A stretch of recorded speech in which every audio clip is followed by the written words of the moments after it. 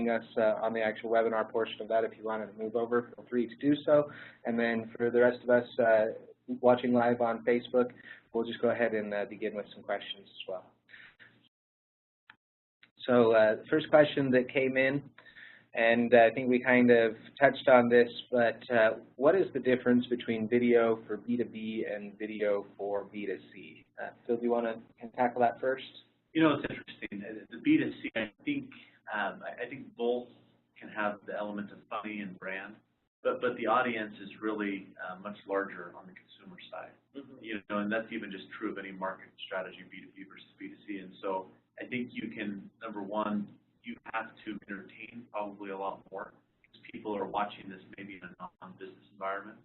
And it is interesting, though. I mean, usually it's more of a consultative type sales that you're developing a relationship and there's more investment there. And so usually it's helping in that educational funnel process. It's not so much by the day, but it usually is helping them be comfortable with you as a business and hear from others testimonials. Whereas the B2C, you can very much focus on educating, entertaining, and asking people to buy. Usually the investment isn't tens of thousands of dollars like B2B.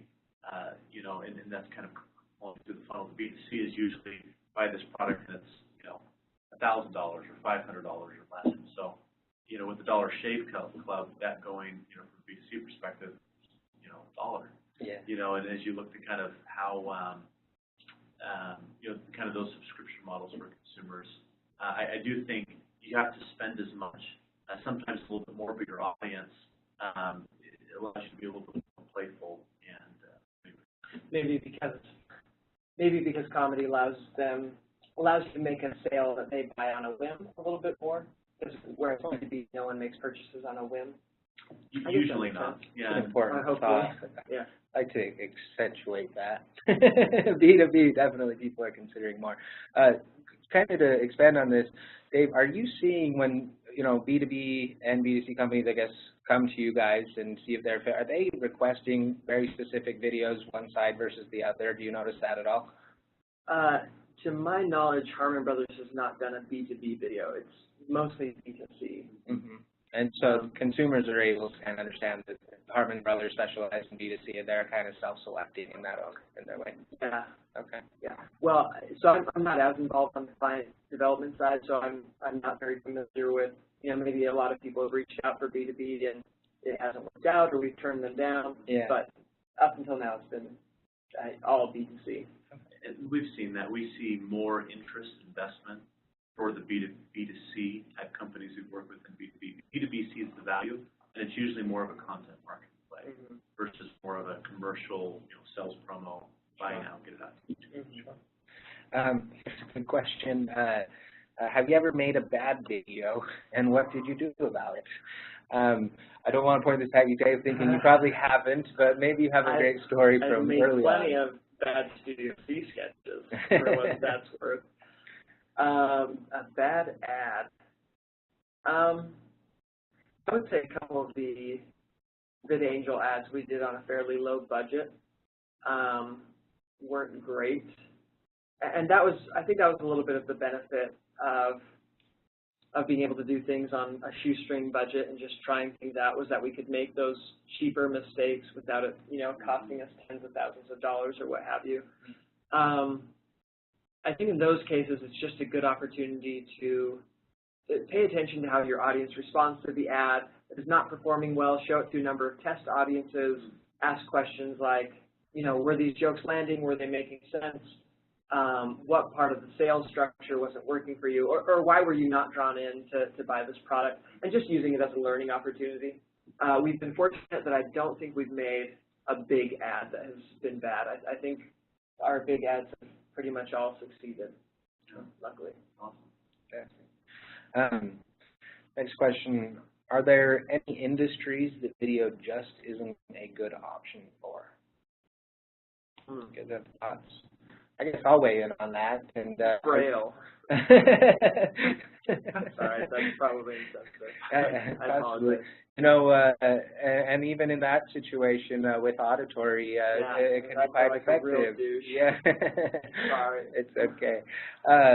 But I think in my opinion, there probably are some, and it's based on your consumer. Is your consumer really there? And so in most cases, consumers are looking at everything, but not all the time. And so it's hard to pinpoint one specific industry, but there are some that are a little bit more behind in the technological sense. And so I don't know that it's a bad industry to do it for, but it just may be early, and it may not have the reach or effect that you hope for it, and there may be other channel considerations that would be better.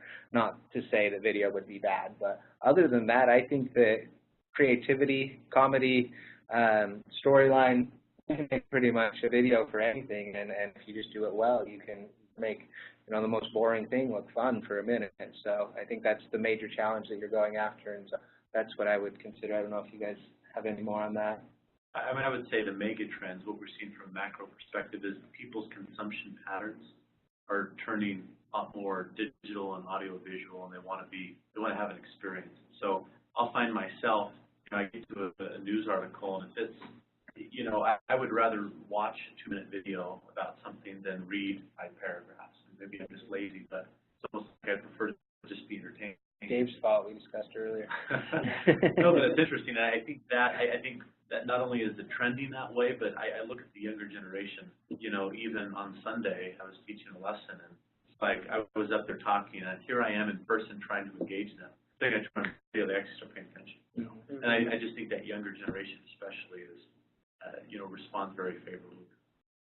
And the statistics are showing that. It's actually showing that consumers are expecting a omni-channel approach and a consistent content experience from mobile to desktop. And so video is one of the things that can do that, where a lot of the other text and things that people don't want to engage with quite as much on their mobile phone isn't as cross-channel friendly. So I think there's time for one more question, and I think this will give to Dave here, but what should I look for when selecting a third-party video company?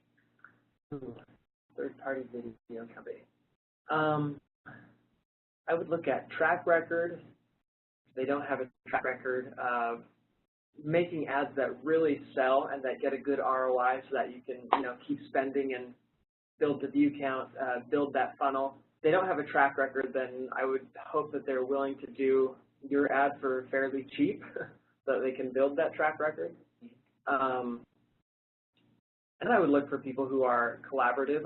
We find that our best ads come when we're very immersed in the product, when we get a lot of feedback from the client, and when we understand where they're coming from, they understand where we're coming from, and we're able to make it kind of a synergistic process rather than the ad agency just kind of running point and not getting feedback.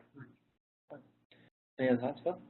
No, I mean, I think that the back end of that is what Harmon Brothers has been so successful at. It's not just the setup, the filming, the storyline, and creating the piece, but then post promotion of it. And I think you would at least have a plan in place for a strategy before. Once we've developed this video, how will it be used? I just think that's an important piece. You can't separate the two.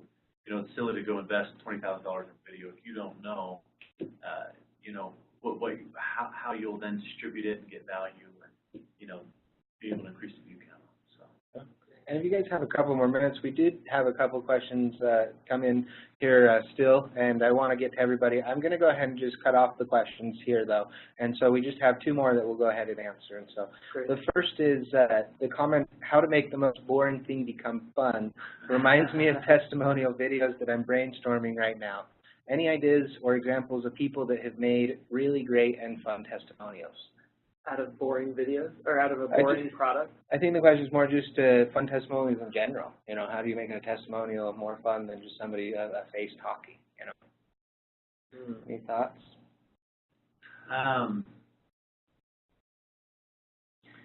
By testimonial, is your understanding that they're referring to like a customer review or something like that? Like, this product worked for me? I believe so. Ryan, correct us if we're wrong here. Go ahead. Well, I guess my thought would be either get a very entertaining customer who is either already naturally funny or can be coached to be funny, or maybe don't go the testimonial route? I don't know. What's your thought there? I think part of it is just the setup. You know, if you think your testimonial video is just finding somebody in a room that you're filming with a white wall behind them, that probably would be pretty boring. Mm-hmm. But I think if you can make it a little bit more interesting, maybe where they're at, maybe you even have a green screen and you're filming them, and you're trying to, in the post-production, make that a little bit more interesting. Based on what they're saying and doing.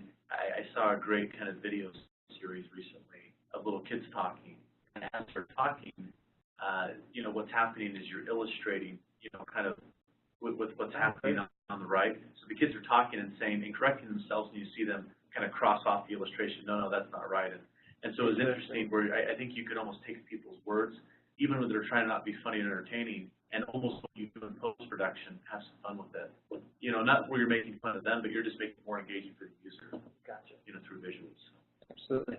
Yeah, I think visuals, one of the things that we've done is we've taken our ad of the week, and previously we just used it as a link, and now we're kind of adding some of the ad into the background as our employee is kind of pitching what the ad is going to be, and we found a lot more success of that, and it's become more engaging. And the visuals and how you kind of put those in the background of what's going on are a really great idea, in my opinion, and they make it so it's not just staring at this person the whole time, but you break it up a little bit. So how can you add fun visuals to it, I think, is a great idea.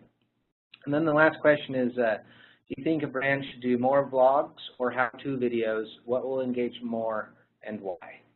I almost think about for every video you go spend 5 or 10 or 15, 20,000 on, the commercials, nicer pieces, kind of a build up.